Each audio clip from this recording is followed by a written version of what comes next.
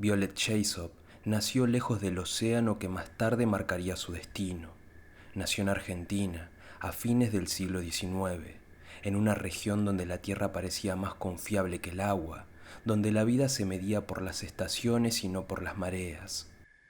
Sus padres eran inmigrantes irlandeses que habían cruzado el mundo buscando algo simple y casi imposible: estabilidad. No había épica en ese viaje, solo necesidad. Violet creció rodeada de campos abiertos, de silencios largos, de una infancia que no prometía nada extraordinario. Nadie, ni siquiera ella, habría podido imaginar entonces que su nombre quedaría unido para siempre a algunos de los mayores desastres marítimos de la historia.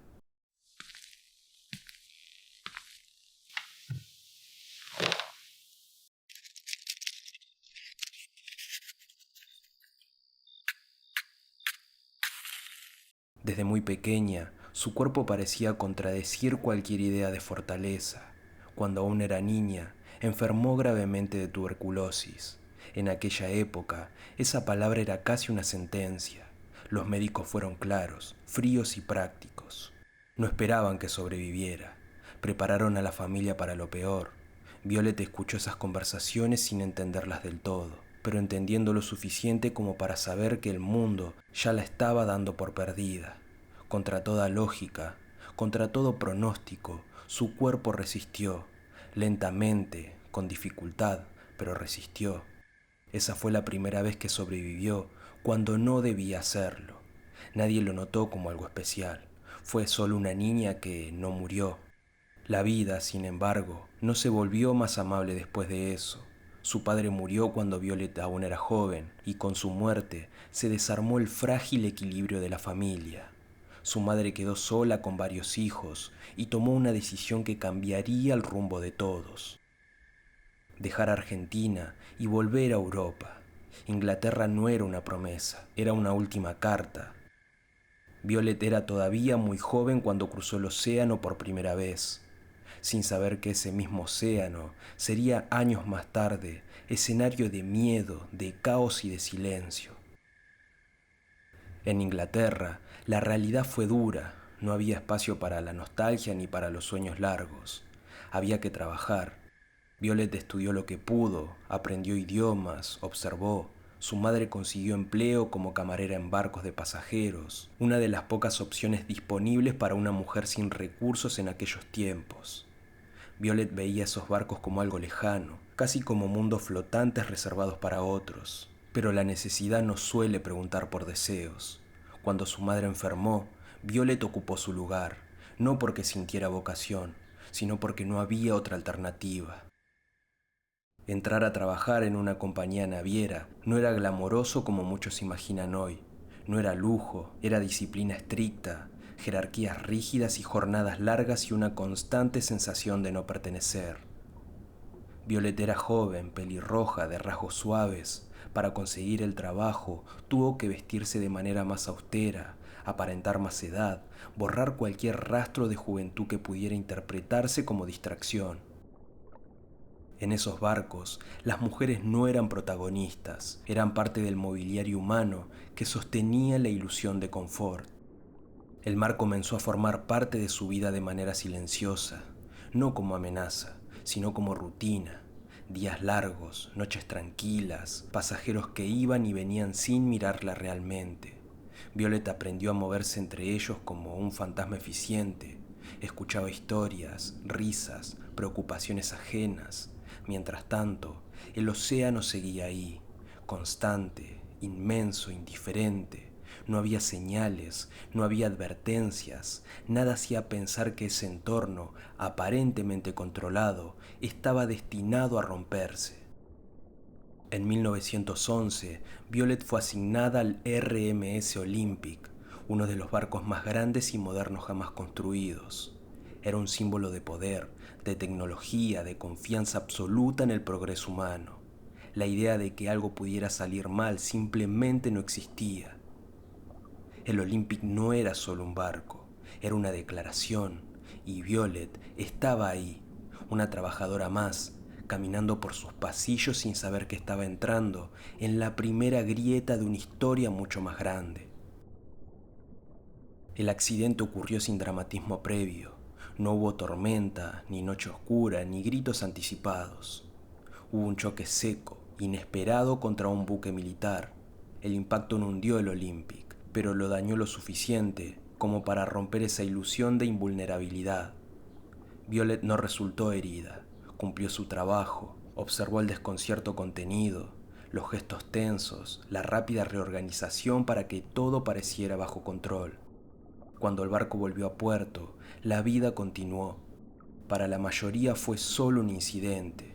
Para Violet fue una experiencia inquietante, aunque todavía no sabía por qué.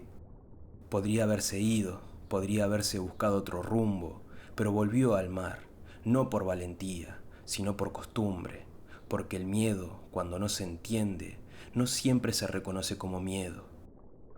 Un año después, aceptó trabajar en un nuevo barco, más grande, más lujoso, más famoso incluso antes de zarpar. Su nombre era Titanic. Desde el primer día, el Titanic fue distinto.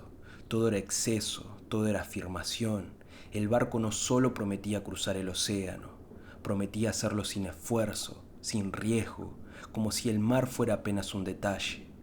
Violet notó la diferencia en el ambiente, en los pasajeros, en la confianza casi arrogante que flotaba en el aire. Ella seguía siendo una camarera, seguía limpiando, sirviendo, ayudando, pero algo, difícil de nombrar, se sentía tenso, como si la historia estuviera respirando hondo antes de hablar. La noche del 14 de abril de 1912 comenzó como cualquier otra, fría, sí, pero tranquila. Violet estaba en su puesto cuando el impacto ocurrió. Esta vez no fue un choque violento, sino algo más inquietante, una vibración, un murmullo que recorrió el barco como una pregunta sin respuesta. Nadie gritó de inmediato, nadie entendió de inmediato, pero el Titanic había comenzado a morir. Lo que siguió fue confusión lenta al principio, luego urgencia, luego miedo. Violet ayudó a los pasajeros, especialmente a mujeres y niños. No tuvo tiempo para pensar en sí misma. En un momento, alguien colocó un bebé en sus brazos y le dijo que subiera a un bote. No hubo explicaciones, no hubo nombres, solo ese peso pequeño, vivo, que la ancló a la realidad mientras el mundo alrededor se desmoronaba. Desde el bote, Violet vio al Titanic inclinarse, escuchó los sonidos que quedan cuando un gigante se rompe, sintió el frío cortante del aire y del agua cercana. No lloró, no gritó, sobrevivió. De nuevo, cuando fue rescatada, el bebé ya no estaba. Nunca supo quién era, nunca volvió a verlo. Fue como si hubiera existido solo para ese instante. Después del Titanic, el mundo habló de héroes, de tragedias, de errores. Violet volvió a ser invisible. Regresó a su vida, regresó al mar, porque a veces, incluso después de mirar a la muerte de frente, lo único que queda es seguir caminando en la misma dirección. Años más tarde, durante la guerra, Violet aceptó trabajar como enfermera en otro barco. Su nombre era Britannic, era hermano del Titanic, más grande, más preparado, supuestamente más seguro. El destino, una vez más, parecía repetir una estructura conocida. Cuando el Britannic chocó con una mina naval y comenzó a hundirse, Violet ya sabía cómo se sentía ese momento exacto en que un barco deja de ser un refugio. Saltó al agua para escapar de las hélices. El impacto le fracturó el cráneo. Aún así, sobrevivió. Pero esa parte de la historia todavía no había llegado. Por ahora, Violet seguía avanzando, sin pensar que el mar aún no había terminado con ella. Después del Titanic, el mundo no volvió a ser el mismo, aunque fingiera que sí. Los periódicos siguieron imprimiéndose, los barcos siguieron zarpando, los puertos siguieron llenándose de despedidas y regresos. Pero algo se había quebrado, no solo en el acero de un transatlántico, sino en la confianza humana. Violet Jessop volvió a caminar entre multitudes que hablaban del desastre como si hubiera ocurrido en otro planeta, como si el frío del Atlántico Norte no pudiera alcanzarlos nunca. Ella escuchaba en silencio, no corregía, no explicaba, no contaba que había estado ahí, que había sentido el crujido del barco, que había sostenido un bebé sin nombre mientras el mundo se inclinaba lentamente hacia el abismo. El Titanic la había dejado viva, pero no intacta.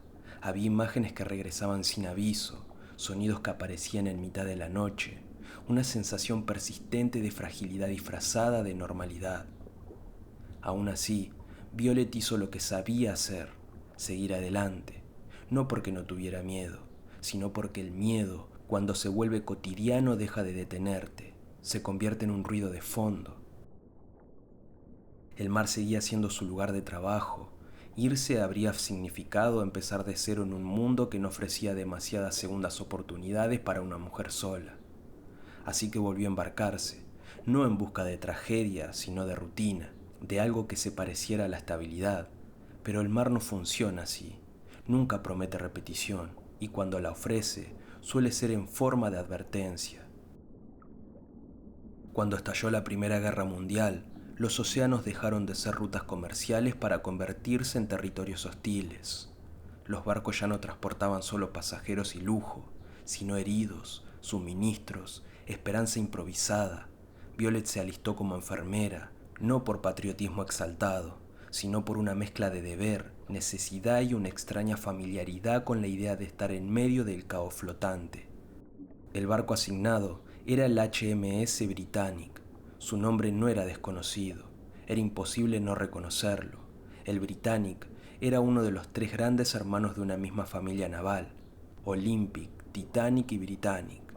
Tres colosos nacidos del mismo diseño, de la misma ambición, del mismo error fundamental de creer que la tecnología podía domar al mar. Violet subió a bordo sabiendo exactamente eso, aunque nunca lo dijera en voz alta. El Britannic estaba mejor preparado. Tenía más botes salvavidas, mejores compartimientos estancos, lecciones aprendidas a partir del desastre anterior. Sobre el papel era más seguro, pero la guerra introduce variables que ningún ingeniero puede controlar. Minas ocultas bajo el agua, decisiones apresuradas, rutas alteradas. El peligro ya no era un iceberg visible a la distancia, sino algo silencioso, invisible, esperando sin moverse. La explosión ocurrió en el mar Egeo, una mañana clara. No hubo tiempo para confusión prolongada. El impacto fue inmediato, brutal. Violet reconoció el sonido antes incluso de entenderlo. Su cuerpo reaccionó más rápido que su mente. El barco comenzó a escorarse. El agua entró con una velocidad que no dejaba espacio para dudas.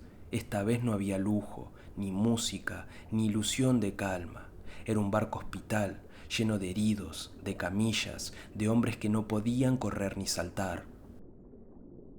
Violet ayudó como pudo, sujetó, guió, sostuvo. El entrenamiento, la experiencia, el recuerdo del Titanic, todo se mezcló en una secuencia automática de acciones. Cuando llegó el momento de abandonar el barco, el Britannic ya estaba siendo arrastrado por su propio tamaño. Las hélices seguían girando, creando una succión mortal alrededor del casco. Violet lo vio, entendió el peligro y saltó al agua. El golpe fue seco, violento. Su cabeza impactó contra algo invisible bajo la superficie. El dolor fue inmediato, cegador. Aún así, no perdió el conocimiento. El mar estaba helado, pero no tanto como el Atlántico Norte. Violet nadó como pudo, con el cuerpo traicionándola, con la sangre mezclándose con el agua salada. Fue rescatada. Más tarde, supo que se había fracturado el cráneo. Más tarde, supo que, otra vez, había sobrevivido. 3 barcos, 3 desastres, 3 supervivencias. Para cualquiera desde fuera, Violet Jessop era un milagro ambulante, una mujer a la que la muerte parecía esquivar con obstinación, pero desde adentro la experiencia era distinta. Cada supervivencia dejaba una marca. Cada vez que volvía a la tierra, algo se quedaba atrás, flotando en el agua junto con los restos de un barco que ya no existía. Después del Britannic, Violet se tomó un tiempo lejos del mar.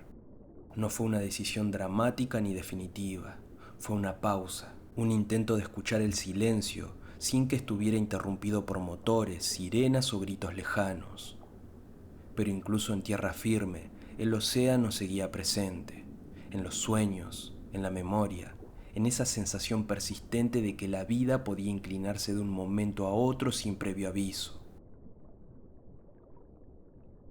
Con el tiempo, volvió a trabajar en barcos, no en escenarios tan extremos, no en medio de guerras o récords históricos, pero sí en el mismo entorno que había marcado su existencia.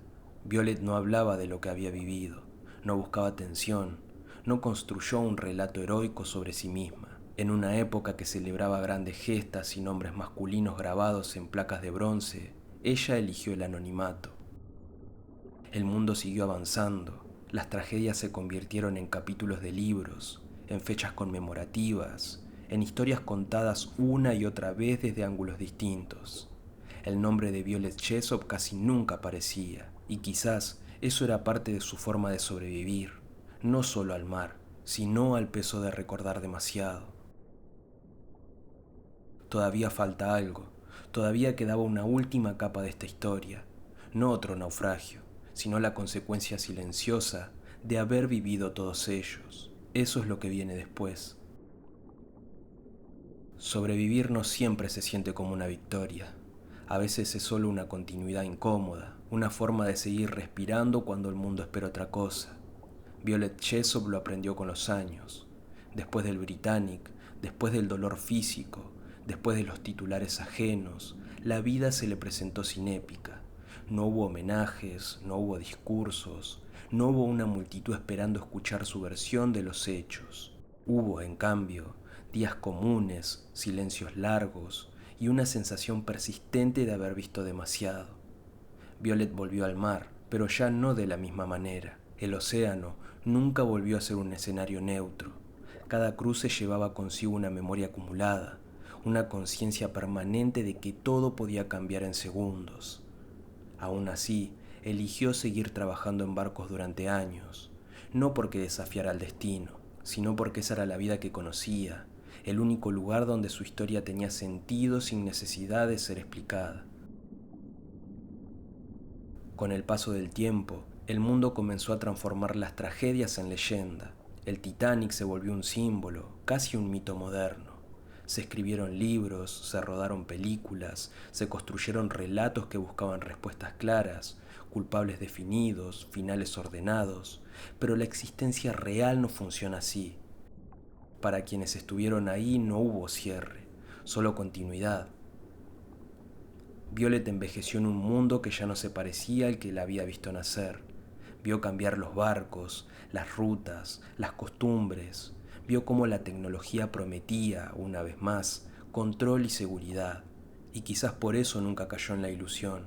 Ella sabía, desde mucho antes que otros, que el mar no negocia y que la supervivencia no responde a méritos ni castigos.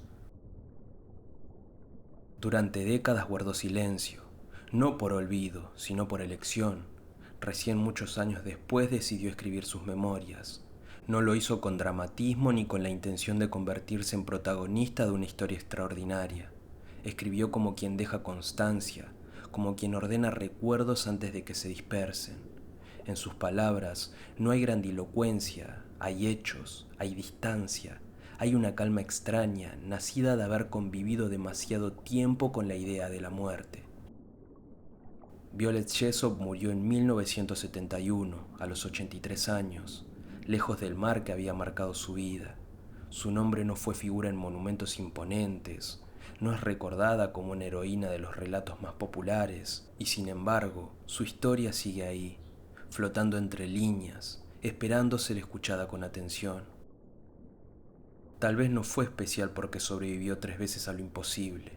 Tal vez fue especial porque nunca permitió que eso la definiera por completo, porque siguió viviendo sin convertir el trauma en identidad, porque entendió, antes que muchos, que el verdadero impacto de una tragedia no está en el momento del desastre, sino en todo lo que viene después. La historia de Violet no habla solo de barcos que se hunden, habla de personas que continúan, de silencios que pesan más que los gritos, de vidas que avanzan sin respuestas claras, y quizás por eso sigue resonando, porque, en el fondo, todos navegamos sabiendo que nada es completamente seguro y aún así seguimos adelante. Si este tipo de historias te acompañan, si te interesa escuchar relatos reales, profundos, contados sin apuros, te invito a seguir el canal de Spotify y YouTube. Acá seguimos dándole voz a esas historias que no siempre aparecen en primer plano, pero que dejan una marca cuando se escuchan hasta el final. Gracias por estar del otro lado. Buenas noches.